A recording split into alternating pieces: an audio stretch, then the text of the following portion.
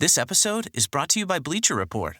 How do you follow sports? From college football to the NBA, Bleacher Report brings you the latest news, live scores, and epic highlights from your favorite leagues, teams, and athletes, all in one app. Dive into exclusive shows hosted by your favorite athletes and original Bleacher Report series with breaking news, rumors, and predictions all season long. Download Bleacher Report to personalize your coverage. Whether you're ordering wings for the game, whipping up a 7-layer dip, or ordering pizza, there's something about football that makes you want to eat. And this football season, Uber Eats has the best deals on game day food. No matter what you're craving, from 2-for-1 pizza to buy one, get one wings, Uber Eats will be dropping new deals each week, all season long. Uber Eats, official on-demand delivery partner of the NFL. Order now. Terms and conditions apply. See app for details. Hey, it's Austin James. If you're like me, trying to live your best life while living with diabetes, you can relate to worrying if you're doing a good job managing your diabetes. I use the Freestyle Libre 3 Plus sensor to get real-time glucose readings and see the impact of every meal and activity to make better decisions. The Freestyle Libre 3 Plus sensor can help me live life with diabetes on my own terms, and it gives me more time for the things I love, like being a dad and a musician. Now this is progress. Learn more at freestylelibre.us. For prescription only. Safety info found at freestylelibre.us. When it comes to towing, seeing is believing. That's why Chevy Truck's advanced camera technology offers up to 8 available cameras for 14 unique views, so you can focus on the view that really matters. Chevrolet, together let's drive. Learn more about Chevy Trucks at Chevy.com. Safety or driver assistance features are no substitute for the driver's responsibility to operate the vehicle in a safe manner. Read the Vehicle Owner's Manual for important feature limitations and information.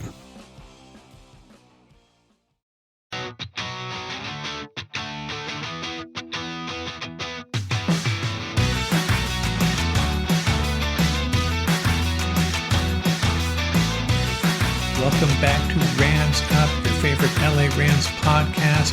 We are part of the Fans First Sports Network. You can follow us on our YouTube channel as well, at LA Rams Up. I'm your host, Mark. I'll be joined occasionally by my football gurus, Paul and Ian. Let's get to it.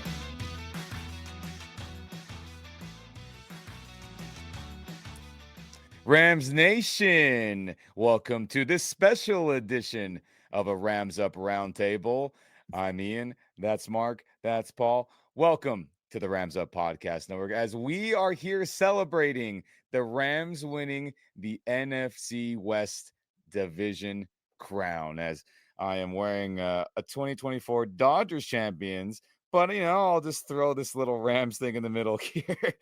2024 champions of the Western National Football Conference. And that's a good thing. So I'm trying to channel that winning energy by wearing this hat. Shout out to family for shooting this hat to me for the holiday period. So I'm sure same thing with you, Paul. But gentlemen, how we feeling? Division champs. Yeah, it was a long day, but everything fell into place. It took a while. Sunday night, man, that game was crazy. And Michael Penix, man, I know everybody loves Jaden Daniels. My first real look at Penix in an NFL uniform. And he looked pretty darn good, and I was rooting against him, obviously, but man, I think both those teams have really good quarterbacks moving forward.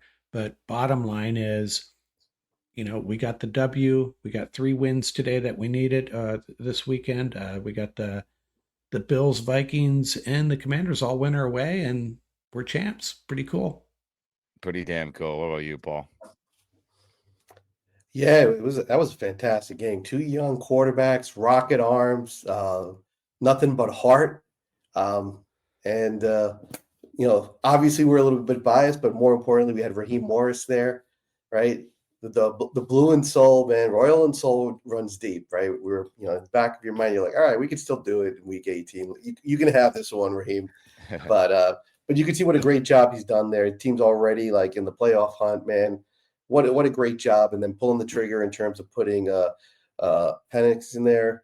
I mean, the kid's a beast, absolute beast, and you gotta love that connection with London Drake, man. Just awesome game, awesome football. Pumped up for the Rams. I just want the playoffs to start tomorrow. Yeah, these playoffs, Rams Nation, we're gonna host a playoff game. Isn't that insane? After that 1-4 start, man, oh man, what a long way the team has come. the organization, and even us as fans with all our frustrations that have been out there for all of us to digest. Man, oh freaking man. But you know what? Shout out to all the other fan bases who I'm sure were aware of some sorts of the other teams' hopes and dreams. So to Rams fans, to you Bengal fans out there, to you Bill fans, to you Vikings and Commander fans, we say thank you for your good juju this weekend and helping us win the NFC West title. As anyone watching here on YouTube, thank you very much. We have a fun little meme here of The Office and other, Michael Scott-esque characters. We have a Rams CEO man with his Rams hat shaking the hands of a clueless and shocked and surprised Bengals, Bills, Vikings, Commanders fan in this meme here. And that's how we all felt after that big win on Sunday Night Football. But all the things that needed to happen, gentlemen, happened. And gosh, you know who else is pretty happy? Michael Hoyt's got his championship hat ready, throwing up the number one, as he says. Yep, we are at number one in the Western Division. But wow, I didn't know drop shipping and all that was that fast out here in LA for him to have that hat ready to go, right, Mark? Yeah, and it's I think Michael Hoyt is developing this personality, kind of our social media PR darling for this team, which is kind of cool. Yeah, and the other big winner from tonight too is the Bucks, right? And I know we're going to get talking about playoff scenarios, but I want us to have to. It's possible we could have to go through Tampa Bay to get. Probably not, but if there's a scenario we have to go through Tampa Bay, we've gone through Tampa Bay for both of our Super Bowl victories. So keep that in mind. Maybe we'll have Tampa Bay on our travel agenda moving forward. But they're big winners tonight too, with the way that turned out in Washington there. Yeah, for sure. I mean, Paul, we got to get these NFC West championship hats too, right? Hollywood Hoyt might have a little bit more pull than we do. So, but we definitely going to give it a shot. We're going to send Mark down there, Ram Nation. Mark's got a lot of influence with McVay and Snead, so we're hopefully he can pull some strings. So that was fun to see, and I'm sure everyone in the Rams organization is celebrating, just like Michael Hoyt was sharing with us on X, formerly known as Twitter. But something else that was brought up to our attention on all the Rams universe kind of blowing up with this division crown happening is that Stu Jackson, who works for the Rams, always has fun stats to share as well. Shout out to him posting this on X Twitter. Rams are playoff bound for the 6th time in 8 seasons under Sean McVay. They are NFC West champions for the 4th time in 8 seasons under Coach McVay, in addition to already reaching at least 10 wins for the 6th time in 8 seasons under McVay. It's been a successful campaign. We all know McVay saved this franchise from being a bottom feeder for pretty much the entire St. Louis era, and that, the year one of LA Rams 2.0 with Fisher. And he gets us mad for coaching stuff that'll probably never end. Games that we're like, what the hell? But welcome to the NFL. Nothing's ever cut and dry and it's simple, but I am grateful that we continue to be winning in Los Angeles, and we're having fun with it, right, Mark? Oh yeah, it's man, just remember the dark days, those Fisher years, and before that, Spagnuolo and Scott Linehan. Oh man, what a change! And brutal. We have to be the envy of the NFC West. I know some of these other franchises, and namely the 49ers, would not admit it, but hey, the last since McVay's been here, we are. I mean, everybody's had their moments in the sun, each franchise, but a year in and year out, it's the Rams, 2 Super Bowl trips under McVay, 1 win, and another shot this year. It's good times. I mean, McVay and Snead together, quite a combination. So, man, with Stafford at the helm, let's make one more run at it. Another Super Bowl. It's possible. Not the way they played, or the way the offense has been performing isn't very promising in that regard. But hey, I still have hope they can get their act together and make a run to the Super Bowl here. Yeah, me too. I mean, what about you, Paul? Thoughts on McVay's tenure and again, winning the West. Yeah, he's just done a great job. The winning percentage already surpassing Coach Robinson, rest in peace, right? In such a short period of time just speaks to, the consistency, right? It's really the term model of consistency really does apply here. And, and he's done a lot of positives also for the, the public image of the Rams as an organization in terms of he's always emphasized professionalism. And I think that's gone a long way to changing the public image of the Rams too. And obviously the ownership, shout out to Kroenke, just by far the best owner in sports. I don't think it's even a discussion at this point. Yeah. Whatever, he's got the Midas touch when it comes to that, because, there's a lot to be said about that, to being, I don't really think the term hands off applies. He's strategic in what he does. He brings in people that he trusts, and he trusts that they have the expertise to do their job. So shout out to him. And he invests his time and money in the appropriate areas. So just a class organization all around. And another shout out for McVay that we sometimes forget is he has to deal with massive turnover with his staff virtually every year, and that's something that a lot of other coaches don't have to deal with, I don't think anyways. But he has to reorganize and shuffle his staff and hire new people virtually every year, and guys in key positions too. And it always works. Yeah, it is really incredible, all that switching around of coaching staff. I mean, we really, really need to just sit back and just be like, holy crap, we've had a lot of people come in and out of this organization, players, coaches, executives, scouts. And what's the constant? Coach McVay coaching this team up, gathering a good group of human beings, both front office and Les Snead too, and all his people. I mean, it's worked out beautifully. Shout out to Kroenke for having the cash and not being a meddling owner only when the money and other big financial moves need to be approved. And that's what you want in any type of ownership, not like what's going on in New York or other places around the NFL and other teams in professional sports, which I think everyone could think of very quickly on who are those on the bad side of ownership. But we're very lucky, and shout out to him, shout out to McVay, shout out to Demoff, Tony, Les Snead, and everyone under their toolage, and it's going very good. But gentlemen, it's insane. Do you want to know why? We're going to get a Jimmy G game, most likely. We're finally going to see if Garoppolo is going to earn that $11 million to get us to 11 wins, right? And I know there's some scenarios out there where we could still drop to the fourth spot in the playoff, the 4th seed, and we're currently at the 3rd. Obviously, there's tons of things that still are going to go down this upcoming Week 18. But Garoppolo, I think, has pretty much punched his ticket to be playing the entire time in Week 18 against the Seahawks. But Paul, I know, man. How do you feel? This episode is brought to you by Allstate.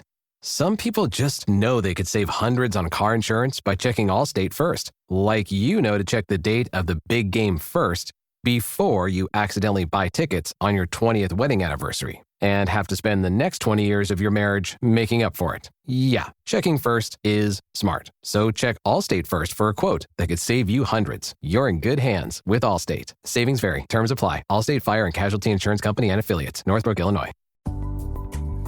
Future you faces some big expectations. Work out more, go to bed earlier, and most importantly, make smart money decisions. Thankfully, today you has Bank of America. One place with tools and guidance to help balance tasks from budgeting to saving. So you can just be you with big plans. Do more with a bank that asks, what would you like the power to do? Explore our tips and more at bankofamerica.com/futureyou. This year, Santa's bringing the power of Energizer into his workshop. Whoa, the Energizer Bunny's got so much power. Wait, he's powered up all the toys. I think that means we're done for the year. I love this bunny. He's the hardest working helper the North Pole has ever seen. And he wants all your gifts to have the power of the #1 longest lasting AA battery. So this holiday season, stock up on Santa's and the elves' favorite battery, Energizer Ultimate Lithium. This episode is brought to you by NFL Sunday Ticket on YouTube TV. Catch every moment of your team's playoff push with NFL Sunday Ticket on YouTube TV. You'll get amazing features like multi-view, and right now, it's only $49 for the rest of the NFL regular season. So give yourself the ultimate gift this holiday season.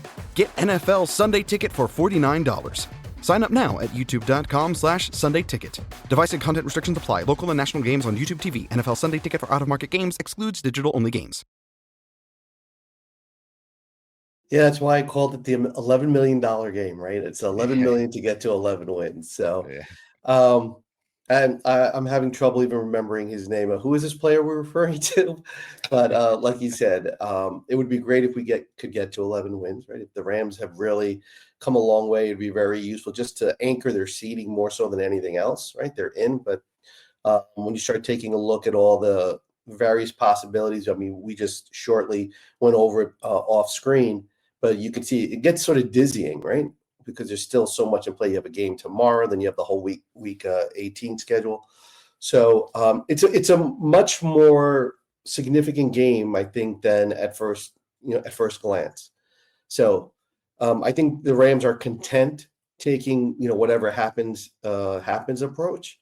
But if you think about it, even if they do play their reserves, at some of the key positions, they still, like, we were just talking about, they still got enough firepower there that they can, make a serious run at a dub.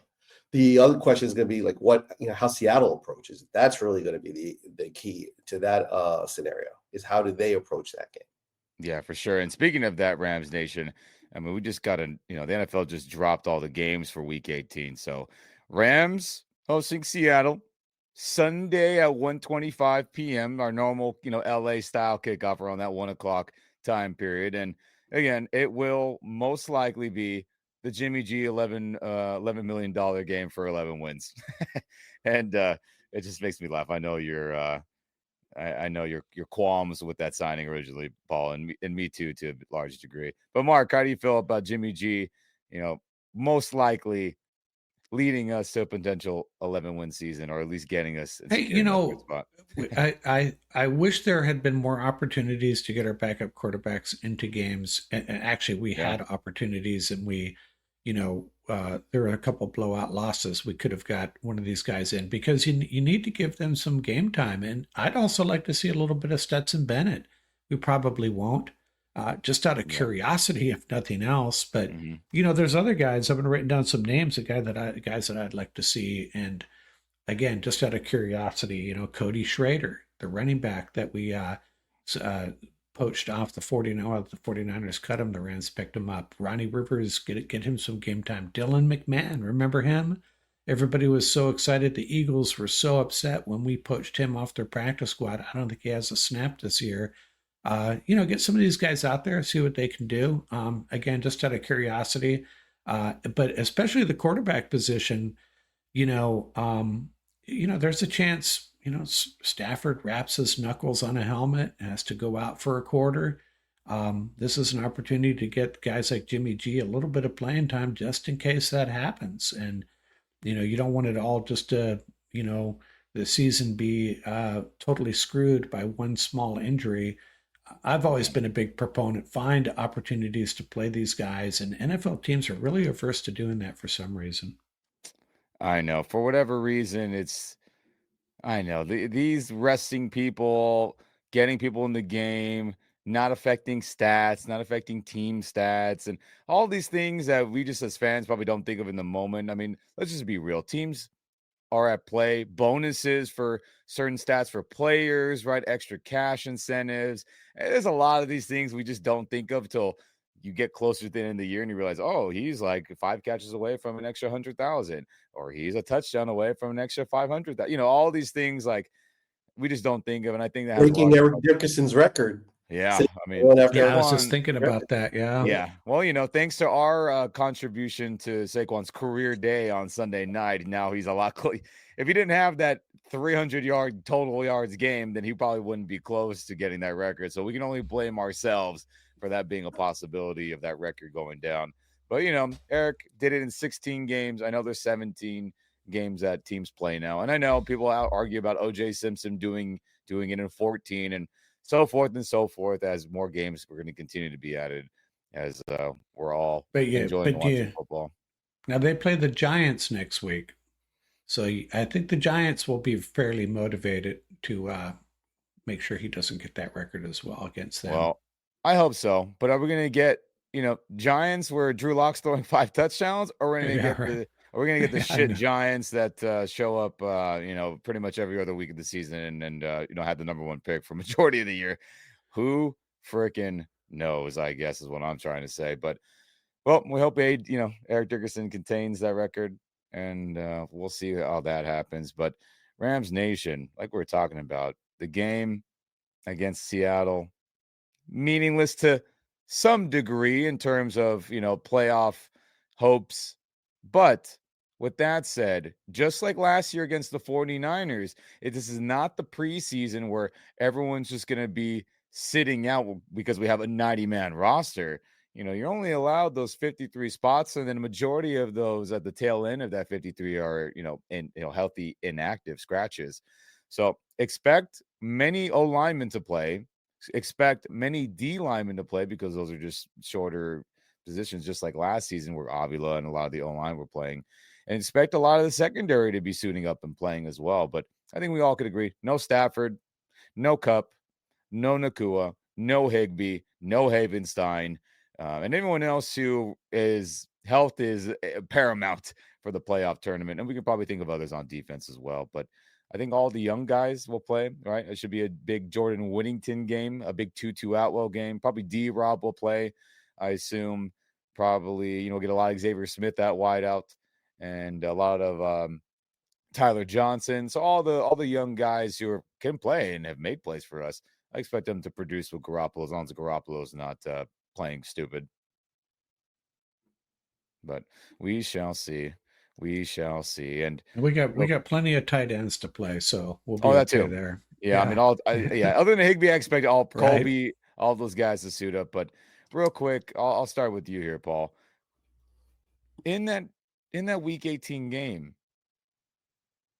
if things are going south in that game, right, we're just getting absolutely whooped, and starters are in, do you keep him in just to be hopeful that, okay, don't get hurt, we're short on bodies, so we can't really yank you out? What would be that threshold for you to say, okay, let's get him out? Who cares if the score ends up being 42-0? I'm just going, obviously, dark timeline version here. What would be that threshold for you to say, all right, Avila, you got to go.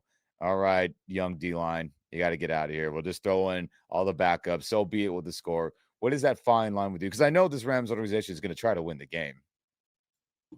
Yeah, that's a tough call, right? Because there's a couple things here. You don't want to give away anything either. Yeah. That's the other part of it. So going into the playoffs, what you're showing in terms of plays, alignments, also, you want to keep it as vanilla as possible. You also want to run the ball a ton. You don't want any play stoppages. You want that clock just to be rolling. You want as short a game as humanly possible. The threshold for me is like I'm like old school, the way you used to do it. You pick a number of drives, whatever happens at the end of those drives, you got the B unit coming in, and then you got a C unit coming in after that, and you're just basically, looking at the clock and just counting it down. The problem is, every time they say they're trying to avoid injury, somebody winds up getting hurt. That's exactly what happened, right? But like you said, you pick like your core group that's going to go in. You remove, like, for example, we have the luxury of Stafford not being in there, right? We have this gentleman that's going to be starting, right, in that game. And like Mark said, you got great players that need to get some playing time just so because they might get the call. Our Super Bowl showed that, right? Bryson Hopkins was the starting tight end at some point in that game, and he came up huge. Yeah. So, what we call a little bit of seasoning here and there. McClendon, how important is that going to be to get him some reps, maybe a guard and tackle? Even if it's for, just a couple of series, I think that would be important. Huge. Justin Dedich, backup center. I'd love to see him in there again, get some more work. But once again, you're also risking your depth, but that's the name of the game. That goes with the territory. But my threshold would be you identify early number of drives. That's what you go by. And then You got to hold fast to that. You got to trust that, and then just count it down from there. Yeah. What about you, Mark? What would be your threshold of what we know? There's going to be a Well, handful of starters that play. yeah, I don't know. I'm thinking more. Let's take the offensive line for example. We could start. I'm pretty sure we could go Noteboom, Dedich, Jonah Jackson, Oh yeah, Jesus. Dylan McMahon, and Warren McClendon. Okay, you could start all 5 of those guys. The problem is, how Seattle approaches the game, and if Jimmy's just getting torched, and just getting smeared, is that fair to him? Is that fair to the rest of the team? If it were me, I would try to roll with as many subs as possible right from the get-go. I don't think McVay is going to do that though. And then the other problem is what if one of these guys go down? Then what do you do? It's like, hey, Rob, you don't want to do that. So I don't know. It's a dilemma. I don't care what the score is in this game.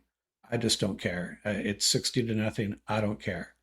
And whatever gets us there, whatever is a sensible way of getting out of this game healthy. Maybe like Paul said, you got to start a few guys, get them a couple of series, get them out. I don't care about the score. It's like that preseason game when the Broncos dusted us 40-0 or something. And I was crushed. I was like, what are we doing here? And Les Snead's is like, it's a preseason game. Who cares? And then I think we, ran off like 4 straight wins at the start of the year. So yeah, this game, I don't care. I'm going to, once the game starts, I'm going to be rooting for us to win. Right. We're going to want us to win really bad. But the sensible side of me says I could really give a crap what the score is. Right on. Respect to that for sure. But yep, regardless, Rams Nation, we will be hosting a playoff game, but we'll find out after week 18. Will it be Saturday sometime, Amazon early slot? Will it be on Sunday early slot, prime time? Or will it be the standalone on Monday night? And if I had to bet some cash, I would bet we're probably going to be on prime time on one of those days. I just think whoever our matchup will be, I think all are very favorable for any network to bid on and want to host. And I think you can just bet your money we'll be playing at 5 o'clock in LA, Saturday, Sunday, or Monday. But before we get out of here, let's just acknowledge this. Shout out to Rams PR putting out more fun stats for us. The Rams became the first team in NFL history to enter their bye week with a losing record and make the playoffs in consecutive seasons. They're also just the 14th team in NFL history to make the playoffs after starting the season 1-4. I mean, remarkable. Remarkable. What about you, Mark? Thoughts on that? Yeah, and I'm pretty sure, I'm certain of this, still outscored by their opponents with a 10-win team outscored by their opponents. Pretty crazy. But who cares? Who cares? First place, home game, first round. Let's go. Let's go. What about you, Paul, in this history-making couple years? Yeah, it just speaks to the statement, trust the process, right? It's a growth model. Professional sports is all about the growth model. The team that wins in the playoffs is not generally the best team. It's the hottest team, right? The team that's the best team in probably that last quarter part of the season. And that's exactly what's happening. So the teams that are peaking right now, they're the ones you're seeing doing a lot of damage. So that's what they talk about: persistence, resilience. We talk about the building blocks all the time, right? And there you go. Just keep stacking and stacking and stacking until you meet your goal. So great job to the coaching staff, to the team, to the fans. Ram Nation never quit on this squad. The squad didn't quit on itself. And, the coaches and the organization stayed invested, and now they're reaping the benefits. Well done. Well done indeed. And Rams Nation, our Los Angeles Rams are NFC West Division champions in the 2024 campaign. Absolutely freaking fantastic. So excited to go potentially to a home playoff game. I'll figure it out. I'll try to get my behind there no matter what day it is. Once those things get announced, that'll be such a fun time for super meaningful football at SoFi Stadium yet again. And gosh, what a good time to be a Rams fan. So shout out to all of you supporting the team. Shout out to all of you supporting us here on the Rams Up Podcast Network. We very much appreciate it. Like, subscribe, and share this video and podcast with all your fellow Rams fans and football fans out there. We very, very much appreciated. But that'll do it here on this special edition of the Rams Up Roundtable. I'm Ian. That's Mark. That's Paul. We very much appreciate you tuning in. And go Rams, baby. All right. Thanks a lot, guys. All right. Shout out to my people out of Wheatley School, out of Trinidad, Washington, and Chevy Chase, Maryland. Shout out to the people out there. Shout out to the Washington Football Club, the Commanders, for bringing it home and helping usher the Rams into the playoffs. And shout out Washington National Baseball Academy. Shout out to them, and shout out to you, Rams Nation. Peace.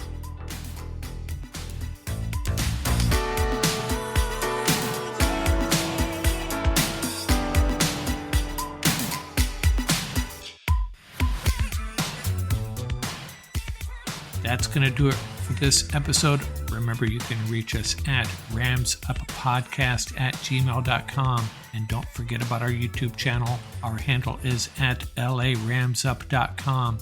Till next time, keep the horns up, stay safe, and have fun out there.